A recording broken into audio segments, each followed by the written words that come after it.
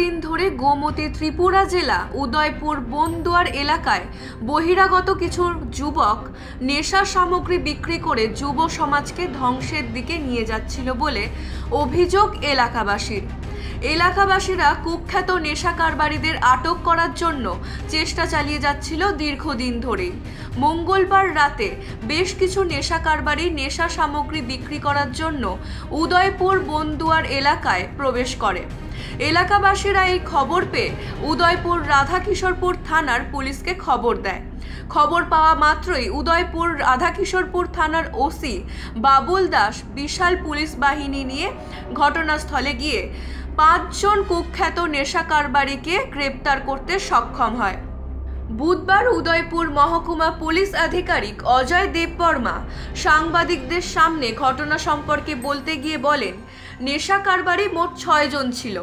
তাদের মধ্যে 5 জনকে পুলিশ জালে তুলতে পারলেও একজন পুলিশকে দেখে পালিয়ে যায়। পুলিশ যে 5 জন নেশা কারবারিকে গ্রেপ্তার করতে সক্ষম হয়েছে তাদের নাম আব্দুস হোসেন, বাড়ি সিপাহীজলা, ত্রিপুরা জেলা, বিশালগড় এলাকায়; আব্দুল রেজাক, বাড়ি বিশালগড় এলাকায়; জামাল হোসেন, বাড়ি বিশালগড় রাউতখোলা এলাকায় এবং লোকমান হোসেন, বাড়ি উদয়পুর খিলপাড়া এলাকায়। পুলিশ ধৃত নেশা কারবারিদের কাছে 275 কৌটো নেশা হিরোইন উদ্ধার করেছে। ধৃত 5 জন নেশা কারবারিদের বিরুদ্ধে NDPS ধারায় মামলা হাতে নিয়ে তদন্ত শুরু করেছে পুলিশ। ধৃত 5 জন নেশা কারবারিদের কাছ থেকে পুলিশ একটি গাড়ি এবং 5টি মোবাইল ফোন আটক করতে সফল হয়েছে।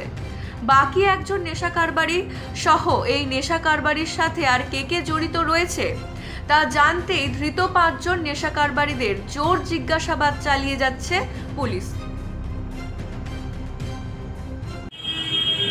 গতকালকে রাত্রিবেলায় 7টা সাড়ে 7টা নাগাদ আরকেপুর থানায় একটা খবর আসে যে বনদুয়ার এলাকায় কিছু লোক যারা ড্রাগসের সঙ্গে জড়িত তারা এখানে একঠা হচ্ছে এবং ডিস্ট্রিবিউশন করার জন্য এখানে আসছে। এই খবর পাওয়ার পর থানার ওসি এবং তার স্টাফদের নিয়ে এখানে যায়।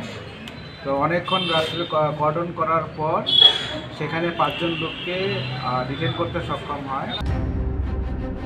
ত্রিপুরা থেকে বিক্রম কর্মকারের রিপোর্ট, ইউ বাংলা টিভি।